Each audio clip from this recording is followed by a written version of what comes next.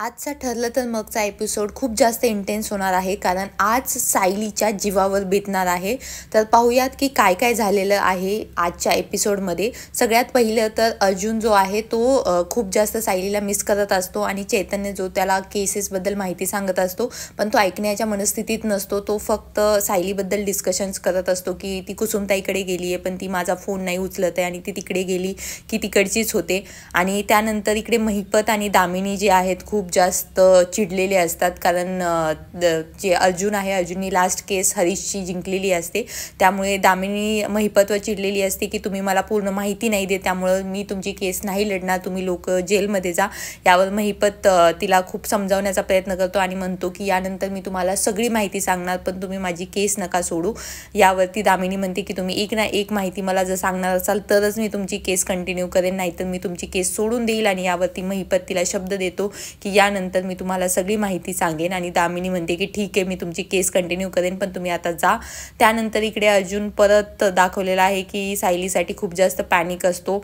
चैतन्य जो असतो तो केसेसबद्दलची खोटी खोटी इन्फॉर्मेशन सांगत असतो, हे पाहण्यासाठी की अर्जुनचं लक्ष आहे का, परंतु त्याचं लक्ष नसतं. आणि त्यानंतर तो सायलीबद्दल एक शब्द बोलतो आणि लगेच त्यावरती अर्जुन रिॲक्ट होतो की हां चल आपण जाऊन कुसुमकडनं घेऊन येऊयात. त्यावरती चैतन्य जो आहे तो म्हणतो की तुला तुझ्या बायकोची खूपच जास्त आठवण येते, पण ती काही लहान नाही आहे, ती जाऊन स्वतःचं स्वतः येईल. त्यानंतर जे आहे जी साक्षी शिकरी आहे ती जी आहे बाहेर जायला निघते आणि यावर महिपत म्हणतो की तू बाहेर एकटं नाही जायचं, माझ्यासोबतच जायचं.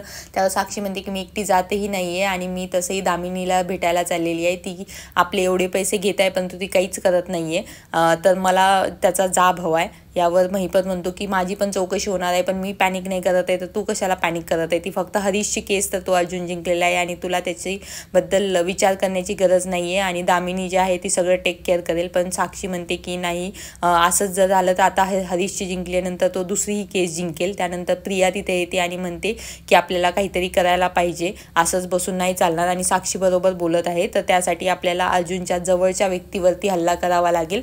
त्यावर साक्षीला आणि महिपतला वाटतं की त्याची आई किंवा आजी असेल, पण प्रिया म्हणते की नाही, त्याची आई किंवा आजी न करता आपण डायरेक्टली सायलीवरती हल्ला करूयात, कारण सायलीला जर काही झालं तर तो तिच्या मागे सगळं करायला फिरेल आणि त्यामुळे जे आहे त्याचं आपल्या केसमधनं जे आहे पूर्ण दुर्लक्ष होऊन जाईल. आणि ही गोष्ट जी आहे महिपत आणि साक्षीला पटते आणि ते म्हणतात की आपण तसंच करूयात, कारण आपल्याला कसल्याही हालतीत ही केस जिंकायची आहे आणि त्याला जर या केसमधनं डायव्हर्ट करायचं असेल तर आपल्याला काहीतरी प्लॅन करावाच लागेल. आणि प्रिया म्हणते की यासाठी मला तुम्हा सगळ्यांची मदत पाहिजे आणि त्यावर ते सगळे अग्री होतात.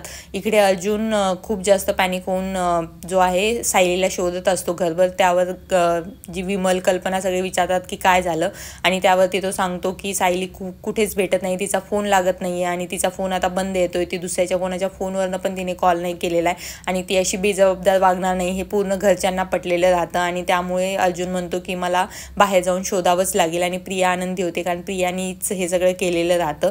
आणि अर्जुन म्हणतो की मी बाहेर जाऊन आता तिला शोधतो. त्यावर जो त्याचा भाऊ आहे तो म्हणतो की मी पण तुझ्यासोबत येणार, कारण मी तुला एकटं जाऊ देणार नाही. आणि ते दोघंही बाहेर शोधायला जातात.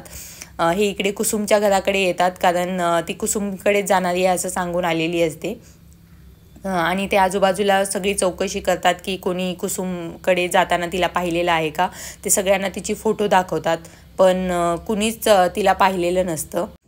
त्यामुळे तो आणखीनच जास्त घाबरतो की कसं कोणालाच माहिती नाही. इकडे साक्षी आणि प्रिया फोनवर बोलत असतात आणि प्रिया सांगते की घरातले सगळे कसे काय वैतागले आहेत आणि टेन्शनमध्ये आलेले आहेत की सायली कशी भेटत नाही आहे. त्यावर साक्षीचं म्हणणं असतं की मला बाकीच्यांचं नको, अर्जुनचं सांग की अर्जुन बिथरलाय की नाही, कारण तोच बिथरला तरच तो आपल्या केसमधनं बाहेर येईल. आणि प्रिया सांगते की तो खूप जास्त टेन्शनमध्ये आलेला आहे आणि तो सगळं सोडून जो आहे सायलीला शोधायला गेलेला आहे, त्यामुळे आपल्यासाठी ही खूप चांगली गोष्ट आहे. आणि जेव्हा त्याला कळेल की ती कुठे आहे त्याच्यानंतर तर त्याच्यासाठी तो आणखीनच टेन्शनमध्ये येईल. आणि तेवढ्यामध्ये कल्पना जी आहे ती तिथे येते, कारण ती जोरजोरात हसत असते आणि कल्पनाला वाटतं की अशा सिच्युएशनमध्ये ती हसायला नाही पाहिजे, कारण काही झालं तरी पण एक मेंबर आपल्या घरातला मिसिंग आहे. त्यावर प्रिया म्हणते की ती तुझी नावडती सून जी तुला काहीच करत नाही, तिच्यासाठी तू माझ्याशी वादत घालत आहेस का आणि माझ्या हसण्यावरती तू बंदी घालणार आहेस का, हे खूप चुकीचं आहे. आणि हे ती जे म्हणजे कल्पनाला आहे ऐकून